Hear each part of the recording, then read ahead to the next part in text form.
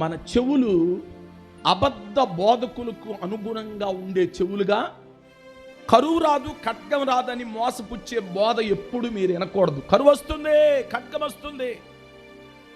దేవుని వాక్యంలోని 24వ అధ్యాయం మత్తయి సువార్తలో, రానున్న దినాల్లో ప్రభువా నీ రాకడకు సూచనలు ఏమిటని శిష్యులు అర్ధరాత్రి ప్రభు దగ్గరికి వెళ్ళి అడుగుతున్నప్పుడు, నా రాకడకు కరువులు, భూకంపాలు, యుద్ధములు, యుద్ధ సమాచారములు, వేదనలు అన్ని ప్రభు చెబుతుంటే, ఇక్కడ ప్రవక్తలు ఏమంటున్నారు?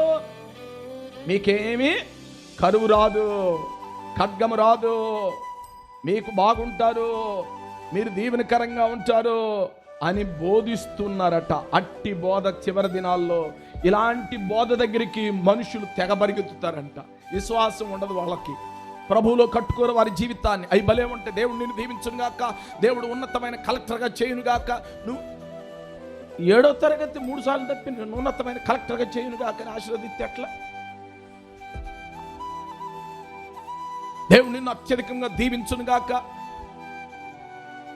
నీ భక్తిని బట్టి దేవుడు నిన్ను ఆశీర్వదిస్తాడు. హల్లెలూయా.